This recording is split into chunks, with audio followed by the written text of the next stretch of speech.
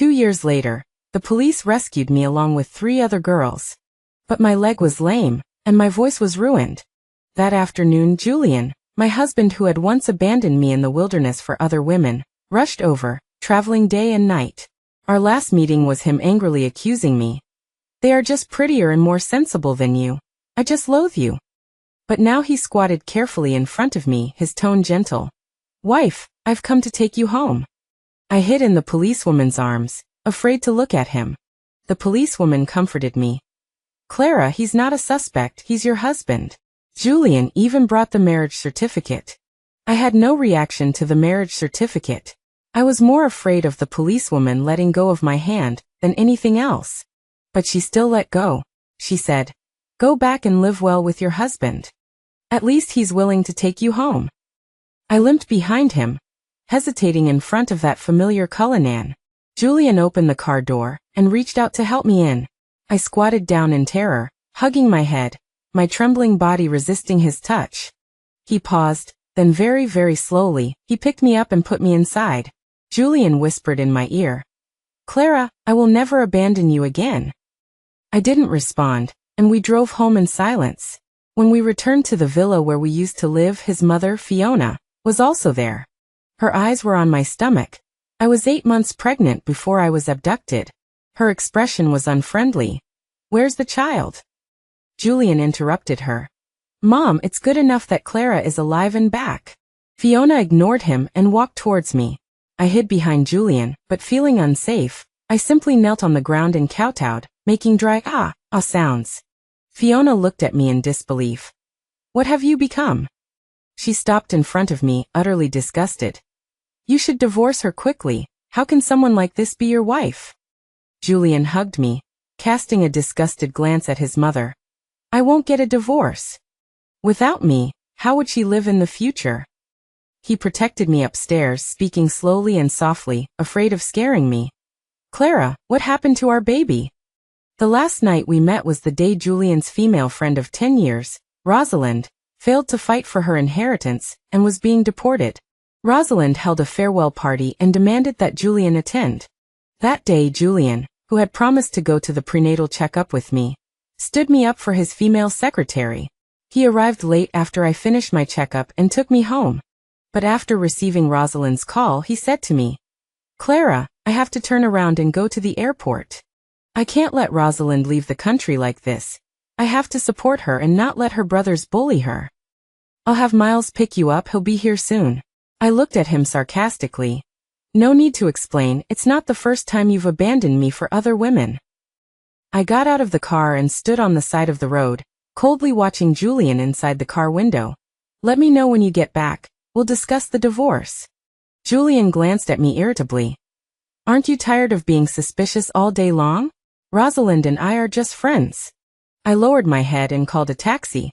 Yes, you have too many female friends. She doesn't really matter. You don't have time to accompany me to the prenatal checkup, but you can accompany Miss Chi to the concert and Mrs. Lee to the auction. You give your female secretary jewelry and give me the leftovers.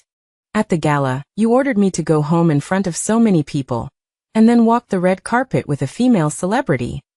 The veins on Julian's forehead popped out, as if his disguise had been pierced. So what can you do? They are just prettier and more sensible than you. I really like them. Unlike you, you're sharp-tongued and annoying. This isn't even cheating. What's wrong with normal social etiquette? His Audi roared past. The wind it stirred brushed across my face, cold and hard like a knife, leaving me alone there. Neither Miles nor my taxi could find me.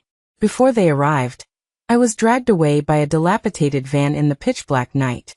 The child was lost when I wanted to live but couldn't, and wanted to die but couldn't.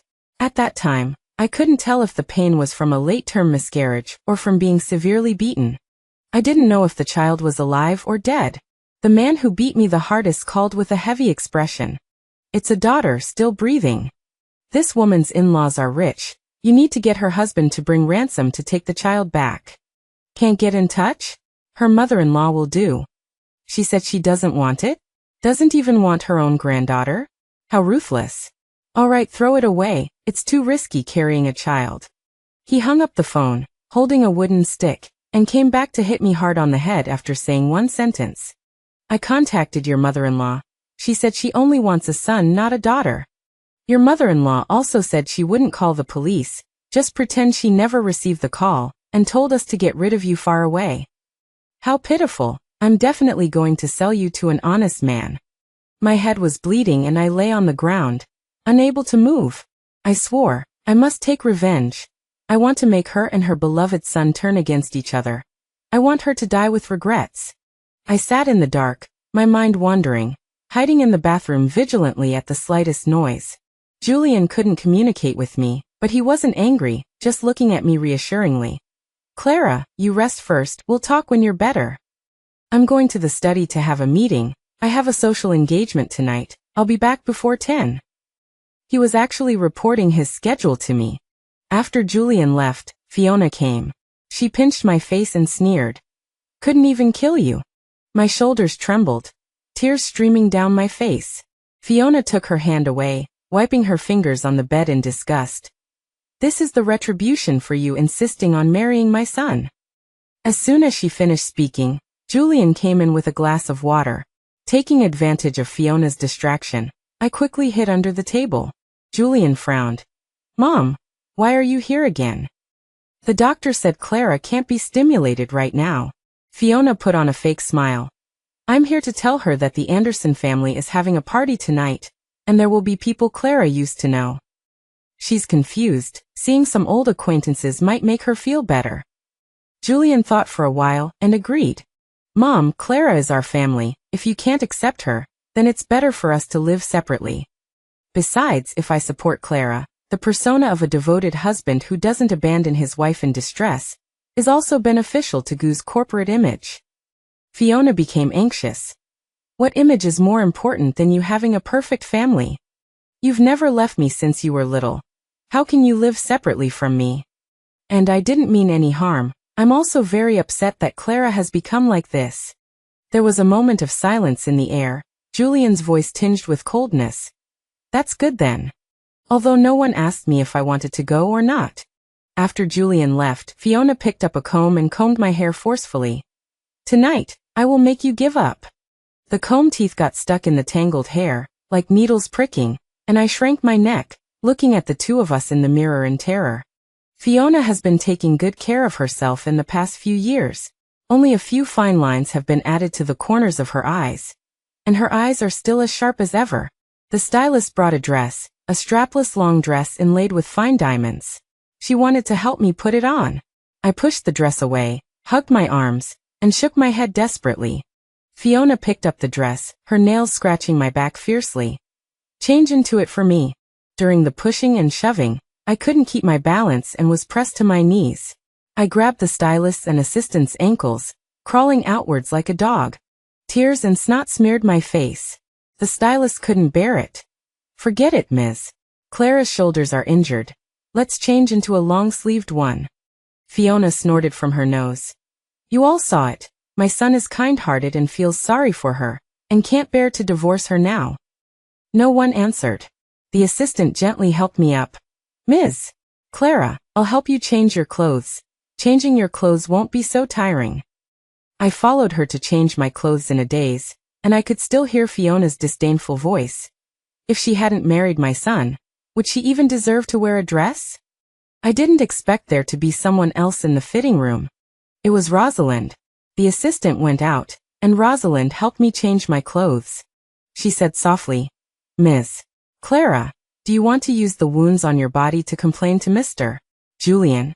I stared blankly at her. Rosalind said gently, You don't have to act in front of me. There are surveillance cameras in the dressing room. I can destroy the surveillance. You can make the situation even bigger. I composed myself and looked at her. After Rosalind gained a foothold abroad, she returned with a vengeance. Everyone said she was an ambitious woman. I envied her greatly, but there was always a barrier in my heart regarding her. Clara, I need your help. It wasn't that I needed her, but that she needed me. My heart stirred. Might as well take a gamble. What would happen if I did nothing tonight? From outside, Fiona's voice drifted in. I'm actually quite happy she's become stupid. I couldn't hit her before, But now she doesn't even know to fight back when she's hit. I changed my clothes and walked out timidly. Like a puppet on strings, I was led to the car. Julian was actually there. He had canceled his engagements to personally accompany me. Julian noticed my unease and looked at me. What's wrong? What are you afraid of? Everyone tonight is someone you know. There's no need to be afraid. I'll be with you the whole time. I'll slowly bring you back to the position of Mrs. Gu. I won't hold the past against you. I sat pressed against the car door, my head hung down in a panicked and awkward way, unable to stop trembling. Finally, I obediently nodded. Julian sighed and moved further away.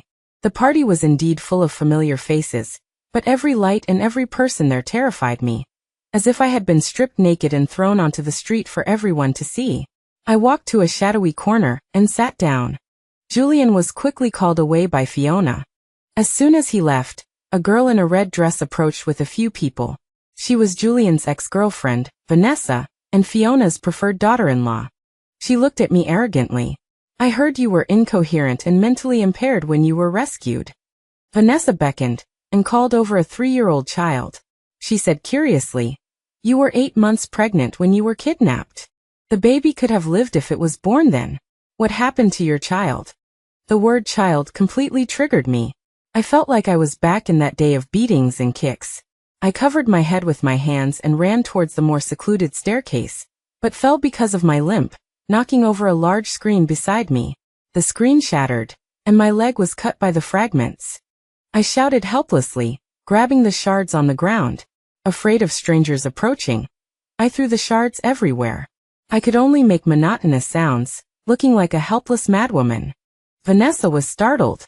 Not wanting to draw attention, she forcefully tried to pull me up. As she approached, I crawled backward, supporting myself with my hands on the shards, my hands covered in blood. Julian arrived to see this scene. My thin dress was torn, revealing deep fingernail scratches and bloodstains on my back. Julian took off his coat and draped it over me. I desperately tried to push him away, and the shards in my palm scratched his face. Julian slapped Vanessa hard across the face. Vanessa covered her swollen face in disbelief. "Julian, how could you hit me? Aren't you the one who loves me the most? You even took her dress and gave it to me, making her wear a knockoff." This was the trigger for the Cold War between Julian and me back then. I always remembered Vanessa and I appearing in the same dress, and the flaws in my knockoff dress being broadcast everywhere in high definition. I argued with Julian, but he gave me the cold shoulder. Julian said coldly, "You hit my wife, I'll hit you." Vanessa screamed hysterically. I didn't. She scratched her own back like that to frame me. If you don't believe me, you can check the security footage. See who she saw when she was getting her hair done. Seeing her argue, Julian slapped her again. My wife has trouble breathing even when she's walking. How could she hurt herself like that? Vanessa's face was swollen symmetrically. Vanessa's brother rushed over at the sound, and a fight broke out between him and Julian. The two of them completely ruined the party. Julian offended Mr. Anderson and the Wan family, who were experts at manipulating public opinion. Fiona, who had suggested bringing me along, was also treated coldly by others. Was this Rosalind's way of showing goodwill? I hadn't said anything, hadn't done anything, and she already knew what I was going to do, even escalating the conflict. That night, I was sent back to the villa. I refused to let anyone touch me, only hiding in the corner. Julian apologized to Mr. Anderson and Mr. Wan before returning home tiredly. He crouched down in front of me and asked, "Who hurt your back?" I couldn't speak, couldn't give a response. Julian's hand rested on my stomach. My body stiffened, my lower lip bitten until it bled. My eyes darted to his face, and when I met his gaze, I suddenly ran away. He looked at me in surprise, wanting to grab me. I squeezed into the closet, only leaving my eyes exposed. Julian's Adam's apple bobbed, his eyes filled with a hazy light. Finally he said, "It's not comfortable in the closet. Come out, I'll stay far away from you." It was my fault tonight. The doctor said you weren't suited for social events. I was too hasty. I didn't come out of the closet. Instead, I vomited in fear under his gaze. Julian didn't show any disgust and personally cleaned up my vomit. I curled up in the corner, and looked at the surveillance camera on the ceiling. Julian explained patiently. Clara, you're sick. You'll involuntarily do things that hurt yourself. The surveillance is to protect you. Julian had changed. Before, he wouldn't have taken care of me, much less explained things to me so patiently. There were surveillance cameras in the room. I didn't dare to sleep, and I didn't dare to eat. The nanny, Mrs. Davis, came in with food. She turned on the light and frowned at the breakfast on the table. Madam, please eat something. I looked at her warily. Mrs. Davis sighed, put down the food, and went out. Her voice came from outside the door. Sir, Madam still won't eat. She's skin and bones. If it doesn't work, send her to the hospital. Julian pushed the door open and stopped a few steps away from me. I leaned against the wall, staring at him. He asked, Don't you like these? I had Chef Peterson make the food. Steamed bass, chicken breast, shrimp, broccoli. These can supplement your nutrition, and they're all your favorite dishes. The room was dim. He didn't care if I replied. He continued, If you can't eat, then let's go to the hospital. I found doctors, all female doctors. You can feel safe seeing them. Mrs. Davis came in to help me up. I resisted her touch, crying and trying to push her away. She pulled me hard, tugging out strands of my hair in the process. I covered my head, looking at them with empty eyes. Finally, I stopped struggling and let her pull me along while I cried. Julian loudly stopped her. She's your employer too. If she's not comfortable, then you can quit. Mrs. Davis's movements became gentle, like she was handling fragile porcelain. In the end, I still ended up in the hospital. A nurse brought in the hospital food. I ate it all up while leaning over the table. Julian sat at the door, watching me eat, chattering on. Is the hospital food tastier? I'll pack some for you to take home later. The doctor shook his head. Mr. Julian, Madam is only willing to eat after seeing someone else eat it. In my experience, it's because the food she ate before was drugged, so she's afraid to eat. She's also afraid to sleep because she's worried someone will violate her while she's sleeping. Don't let Madam see strangers for now. Let her establish a sense of security in a familiar environment first. Julian sat on the bench and slapped himself. The physical examination wasn't successful because I resisted getting an electrocardiogram and ultrasound. I refused all procedures that required me to undress. Julian didn't force me and silently took me home. I'm sorry. I was too immature before. I said a lot of hurtful things and did a lot of terrible things that made you sad. I acted as if I hadn't heard him and walked straight into the closet and curled up. Closing the closet door, I could feel his gaze still fixed on it. Painful, scorching. In the afternoon, Julian went to work. Fiona stormed in from outside. Mrs. Davis couldn't stop her and was instead kicked out.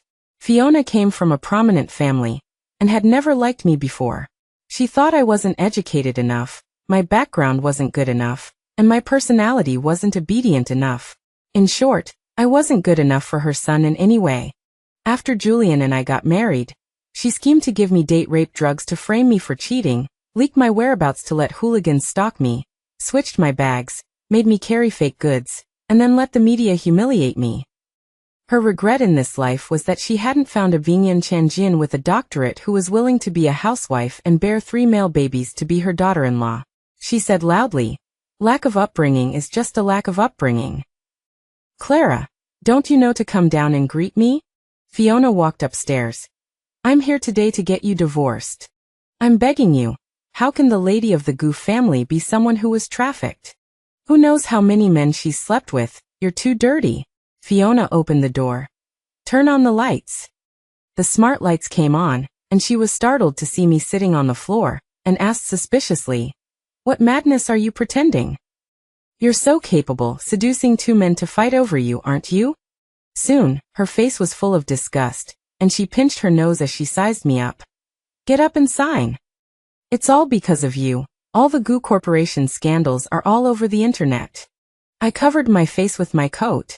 Fiona tore off my coat and slammed the divorce agreement and pen in front of me. "Can you still write? What kind of state is the Goo Corporation being discussed in because of you? Your scandalous affairs are being spread everywhere, making me unable to hold my head up outside. Why don't you just die?" I looked up at her blankly, and then spat in her face. Fiona couldn't believe it. I spat again, and then again. She flew into a rage and slapped me in the face, grabbed my collar and threw me to the ground, unpinned her brooch and kept stabbing me. I struggled in pain, and the brooch broke off in my shoulder. Fiona shoved the pen into my hand and typed Clara on her phone. She said, "If you don't sign, I'll beat you to death." She beat me until I wrote my name and then kicked me away, panting, and contentedly put away the divorce agreement. I fell to the ground, quickly got up, pushed her away and limped downstairs. Fiona angrily threw perfume from her bag at me. "You bitch, how dare you push me?" The perfume hit me on the head, and I rolled down the stairs. When I woke up, the arguments were constant. Julian tore up the divorce agreement.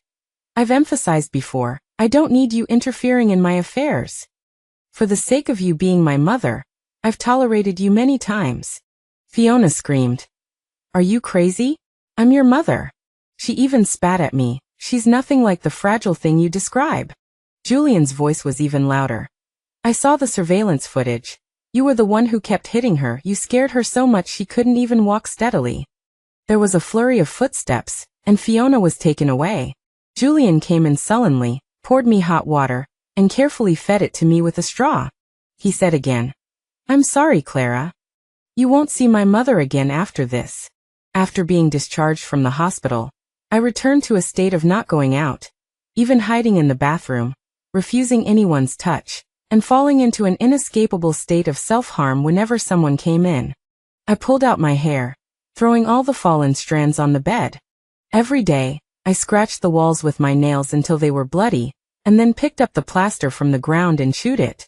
Julian consulted many psychologists and finally dismissed the maids at home to take care of me himself. He cooked for me, and when he brought it in, I stood trembling at the bathroom door. He noticed my abnormality, didn't dare get too close, and could only eat a bite of each dish in front of me first. "There's nothing bad added in. Eat." I walked towards him. Julian's eyes lit up at my approach. He was delighted. "You're willing to accept me?" He stopped before he finished speaking, because I knelt in front of him and reached out to pull down his zipper. Julian grabbed my hand. "What are you doing?" I looked at the food, then at him. The meaning was food in exchange for service. Julian understood. He breathed rapidly, his lips and tongue seemed to be out of his control. He let go of my hand and ran out the door as if escaping. I heard him calling Mrs. Davis. "Come back as quickly as possible." Julian opened the door, took a deep breath before looking at me. "You don't need to do this. You eat, Mrs. Davis will bring you food from now on." With that, he left. I ate the food expressionlessly. Julian vented his anger on the Fu family. From the fact that Fiona didn't give me a red envelope the first time I met the parents many years ago, to the anger of beating and forcing me to sign the divorce agreement. Julian instructed Miles with a grim expression. "Double the price of my uncle's orders, and if he's not willing, stop supplying raw materials. Contact his rival factory to discuss new orders. After all these years, it's time to put some pressure on my uncle. Lead a team to inspect my cousin's factory personally, once a month, and pick out all their faults. Then send it all to his competitors. My cousin is an idol, and she's thinking of becoming a big star. I don't care what means you use to create yellow rumors, take nude photos, ruin her activities, and ruin her reputation." Afterwards, he personally sent Fiona abroad and restricted her spending. Everyone said that the Gu family and the Fu family had completely cut ties. Julian even wiped out his mother's family. In order to ease the relationship between the two families, the Fu family actually said, "Fiona married into your Gu family. She is no longer a member of the Fu family. It is up to your Gu family to discipline her." When Fiona found out about this abroad, she made a big fuss and finally scolded the Fu family for being ingrates in a fit of pique. But no one expected that in less than 3 months abroad, Fiona was robbed of her bag by robbers while on a trip, and accidentally fell into the water due to language barriers. When she was sent back to China, she was barely breathing. Julian refused to pay for Fiona's high medical expenses. It was a pity, she didn't even see the day the Fu Corporation's building collapsed. A funny thing happened. Julian thought the Fu family would take care of Fiona. And the Fu family thought Julian would take care of Fiona. In the end, no one cared, and both sides displayed their attitude with cold treatment. Fiona stayed in the intensive care unit for more than 10 days, and was finally about to die. At this time, the Fu family realized that their attitude of reconciliation would not win the retreat of a white-eyed wolf like Julian. But it was too late. In her dying moments, Fiona said she wanted to see Julian. Julian drove me there. I sat in the passenger seat numbly, like an obedient doll, doing whatever he wanted me to do. Halfway there, I beat on the window, pulled on the door handle, and tears welled up. Julian slowed down and asked, "Clara, what's wrong?" My voice was hoarse and dry. "The baby was thrown away." This was the first sentence I said to him. Julian froze. I pulled the car door. He was still stunned. I roared and slammed on the window. Julian was pulled back to reality and reached out to unlock it. I opened the door and ran towards the stony beach. Julian chased after me and hugged me from behind. I struggled. The baby was thrown away. I saw it. It was small. It was thrown here, and it's still crying. Julian was almost going crazy. He was like a man possessed, digging in the stones with his bare hands.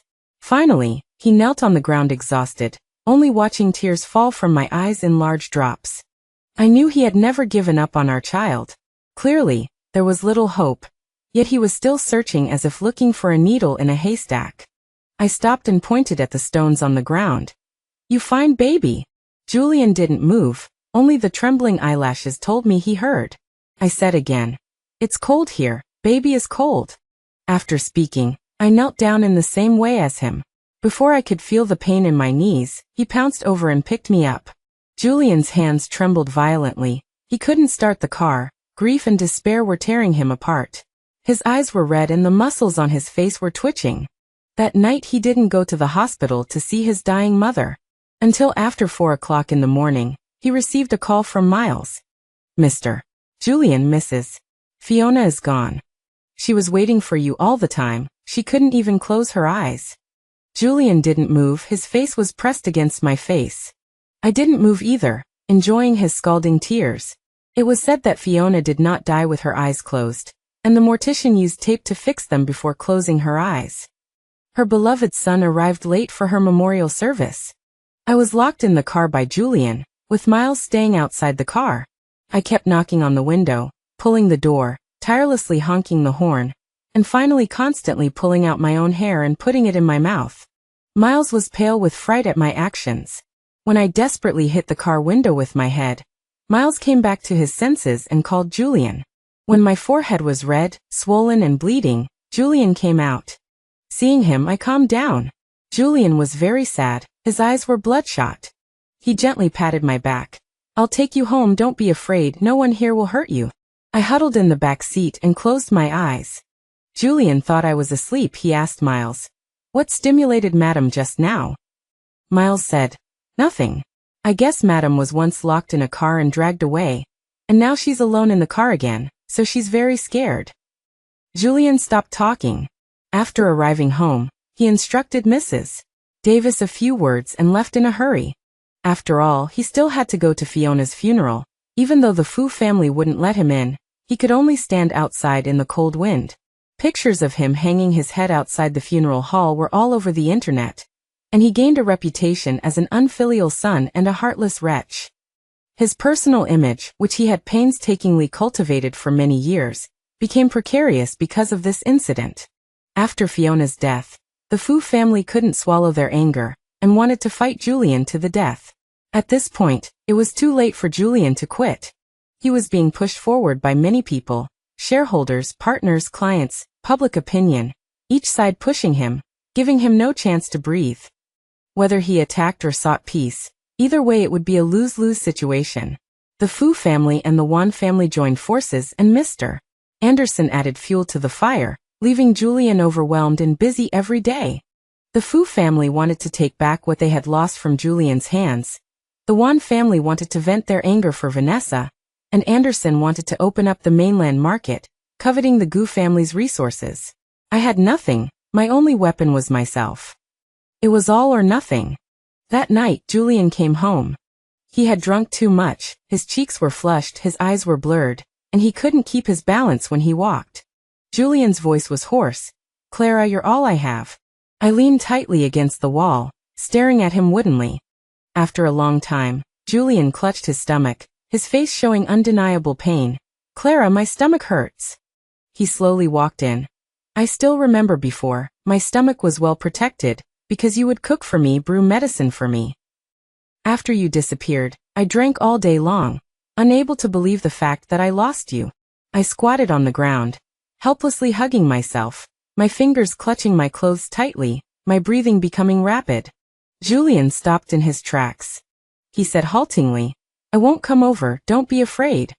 He leaned on the table and slowly squatted down, his forehead covered with fine beads of sweat, and painful groans seeped out from between his teeth. "Clara, call an ambulance for me." I didn't get up until he fainted from the pain. I coldly watched him struggle on the ground, even twitch, cold sweat covering his cheeks, his throat filled with painful groans. Finally, he collapsed at the door. I walked over and kicked his arm away to avoid it blocking me from closing the door. In the morning, Mrs. Davis came in to see if I was awake, and was startled by Julian lying at the door. He was a little more conscious and comforted me instead. "Didn't I scare you? Don't be afraid, I'm just sick." Mrs. Davis glared at me. "Madam, I know you've suffered and endured hardships, but those are in the past. Back then, after you disappeared, the master regretted it to death. He not only had to look for your whereabouts, but also had to work. For you, he drank until he had a perforated stomach, and staying up all night was commonplace. His body has long collapsed. He never thought of divorcing you. Look at the other women who were rescued. What man would want them for the rest of their lives?" Julian interrupted her. "Shut up. Don't say these things to her." Mrs. Davis sullenly shut her mouth. Julian turned and went to work. He really didn't have time to go to the hospital to treat his illness. Now the board of directors has expressed its dissatisfaction, and Julian must deal with it as soon as possible. Otherwise, he would be kicked out of the board of directors, away from the center of power, and become an idler who only receives dividends. Unexpectedly, his solution was a marriage alliance with the old family, the Chi family. The Chi family is not only poised to develop in the business world, but also has made considerable achievements in the officialdom. Julian's eyes were full of entanglement and reluctance. "Clara, I have no choice. This house is for you, as well as a car and $5 million in savings. Mrs. Davis will always take care of you, as well as your medical team, and I will continue to pay for it. I won't abandon you." He put the divorce agreement on the table. I looked at it for a long time. Last time, Fiona forced me to sign, and Julian went crazy. He fought with the Fu family to the point of bloodshed for me, and even caused her to die with resentment. After all this work, it ended up the same way. I picked up the pen and spoke to him for the second time. "With me like this, I don't blame you for disliking me." I signed my name. Julian trembled and picked it up. The paper crumpled in his hand. His breathing was slow and light. The skin under his eyes was an unhealthy blue-black, and his eyes were full of reluctance and broken pain. His voice choked. "I have no choice. I can't let the Gu Group go bankrupt in my hands. Clara, it's my fault. Back then, I wasn't mature enough and didn't know the meaning of family to me.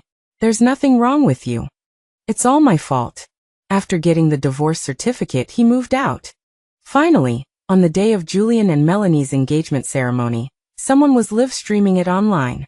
I stood in the bathroom, burying the blade towards my wrist, and then wrapping layers of plastic wrap around my face. Soon my body became limp, suffocated, and death invaded my body once again. I heard Mrs. Davis's scream. "Oh my God, call an ambulance quickly, quick. Call the master quickly." Mrs. Davis was so anxious that she tore at the plastic wrap with her hands. I vaguely saw tears in her eyes. I peacefully lost consciousness. After a long time, I woke up to the beeping of the instruments. Julian sat beside me, working on the computer, his chin covered with blue stubble. Seeing that I was awake, he put down the computer. "Does it still hurt?" I didn't move, nor did I answer. He was still wearing his black suit. The flower pinned to his chest had withered. There was a dark and tired look under his eyes. His voice was hoarse, and his hand was taped with the plaster from the foredrip. Doctors and nurses swarmed in. Julian retreated. He looked at me worriedly from outside. Miles was reporting something in his ear with a worried expression. After being abandoned by him at the engagement banquet, Melanie, like Zhou Zhiruo, declared in front of all the guests and the media that the Qi family and the Gu family were irreconcilable enemies. The marriage alliance failed, and Julian made another enemy. He moved back in again. That day, I demanded that all the surveillance cameras in the villa be removed, awkwardly trying to live a good life with Julian. The Fu, Qi, and Wan families joined forces, forcing Julian to retreat step by step.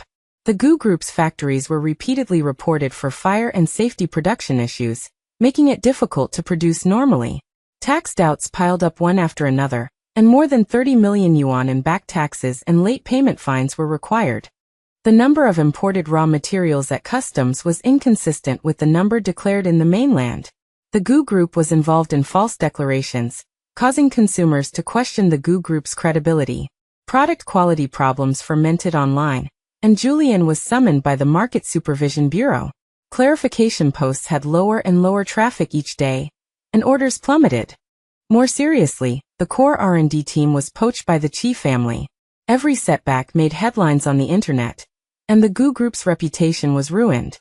4 months later, the board of directors removed Julian from his position and kicked him out of the company. Julian kept making phone calls, arranging dinners, thinking about making a comeback. He ate handfuls of sleeping pills when he got home, and white hair grew on his head. Stomach pain became commonplace. To save time, he hastily took painkillers, but had to drink alcohol because of the dinners, and then came back and took more medicine. Sometimes I didn't know if he took more medicine or ate more food. Occasionally, I would see him standing skinny in the study, looking at our old photos. In the photos were him, Fiona, and pregnant me. At night, he was dejected because he was rejected by his former friends again. I walked over and sat beside him. Julian's voice was full of frustrated decadence. Tomorrow I have an appointment with President Hayes to discuss a loan. I want to start over. At least I can't let you live a poor life again. Julian's Adam's apple bobbed up and down, and many words were swallowed back by him. He only said, "Clara, I can't lose. I can't let you suffer anymore." I spoke to him for the 3rd time. "You should marry her." Julian suddenly became agitated. "I already gave up on you once. Do I have to do it again? I was so immature before. I always thought we would never separate, so I relied on your love for me to philander around." Later, when I went to the police, it had already been 3 days since you were abducted. If only. If I had gone home with you, if I hadn't abandoned you, if I had discovered it sooner, if. I didn't say anything. I just took away the water in his hand after he took the sleeping pills and replaced it with the milk I usually drink. He looked at me with emotion and drank it all. I also put sleeping pills in my milk. He's so tired he should rest well. I went back to the 2nd floor and slept on the floor. Mrs. Davis cleaned the closet and the corners of the bed very well, making it soft and comfortable. The quilt was scented, with a faint smell that helps you sleep. I kept my eyes open until dawn. What if? The most useless thing in this world is what if? What if I hadn't met him? What if I hadn't married him? What if I hadn't insisted on getting out of the car? What if Fiona had a little conscience? What if there were no abductions in this world? Julian didn't wake up until after 11 in the morning. When he saw the time, he was momentarily dazed, then slapped himself hard on the face, regret and pain weighing him down, making him tremble. Julian stood pale-faced at my bedroom door. I was as usual, sitting blankly looking out the window. "Clara. I'm sorry. I think I'm really done for." He missed his appointment with President Hayes. Julian lowered his head. He called President Hayes 3 times, and President Hayes only answered the last one. "Mr. Julian, I'm already on a business trip. I waited for you for a long time and you didn't come. I thought you had better loan channels. Since you looked down on me, don't come looking for me again in the future." Julian humbly explained, but the other side hung up before he could finish speaking. I rarely opened my mouth and said, "Borrow money from Rosalind. I won't do stupid things again. Let's live a good life together." Julian paused, holding my hand. A smile appeared on his pale face. "Okay." After he lost the aura of Mr. Julian, many people distanced themselves from him. Some even deliberately offered to lend him 250 yuan to please Melanie and Vanessa. He swallowed all these bitter fruits, because his current situation was not suitable for offending anyone. Only Rosalind had comforted him, and she also invested 10 million in Julian's new company without hesitation. Julian used this money to start a new company. On the day he received his business license, he promised me that when he made money, he would give me a grand wedding. I nodded and said okay. After the new company got on the right track, it participated in bidding for overseas projects. Facing the Fu and Qi families, Julian was not afraid at all, and even looked forward to the bidding results. He wanted to overwhelm them in front of everyone. But he failed. Rosalind's team of capital took the project, officially stood on the opposite side of Julian, and withdrew her investment. The outside world was full of discussions. Julian was overwhelmed. His capital chain was completely broken. The new company was on the verge of bankruptcy. He had no money to sue Rosalind, and no capital to attract new investment. In the afternoon he suddenly found me. Looking at me with difficulty, he hesitated for a long time, and asked, "Can you give me back the 5 million I gave you?" I looked into his dim eyes and said, "No." Julian's breathing stopped.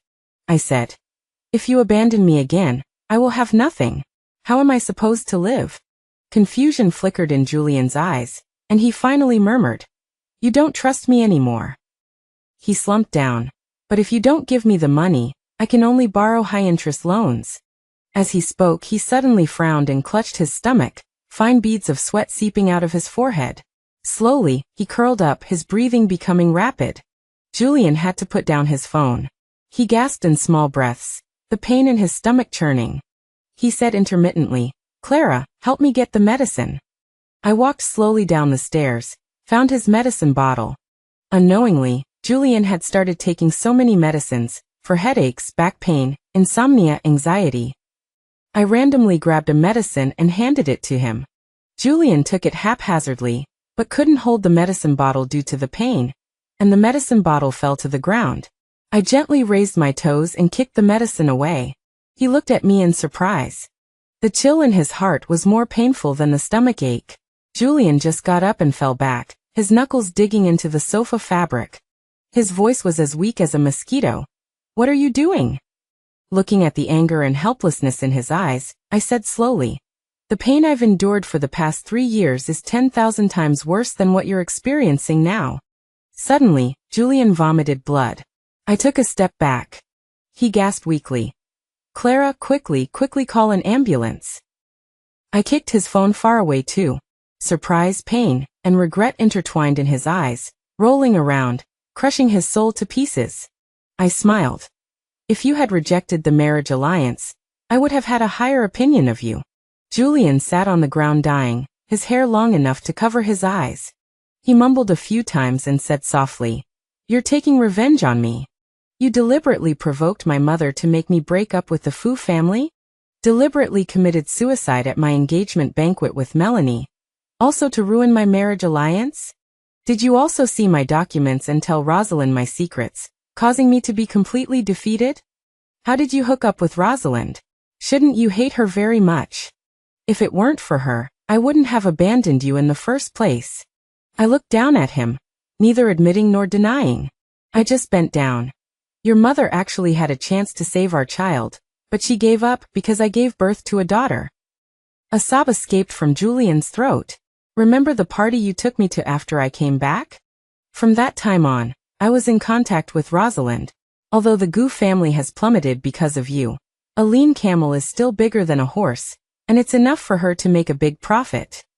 She promised me that she would do everything in her power to block you and prevent you from ever having a good life. Moreover, that night, even if it wasn't her, you would have gone if another woman called you. It's enough for me to hate you." I laughed heartily. "What can you do in the future? Be a security guard? Work in sales? Sell insurance? Or go live streaming? It's not bad to be a gigolo for rich women." Julian looked at me with a distorted face.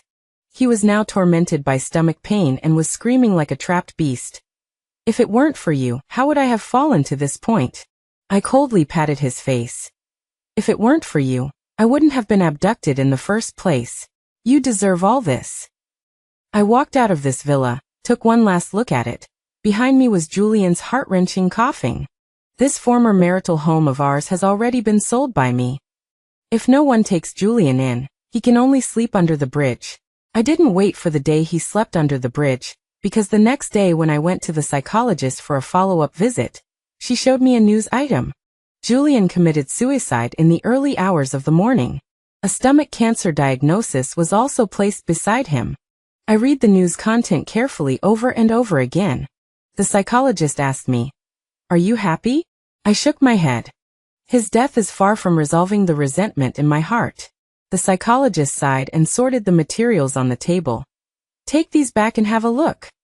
There are many people like you who have been rescued after being abducted. Especially women and children. They are not as lucky as you. Perhaps you will think this word is offensive, but that is the truth."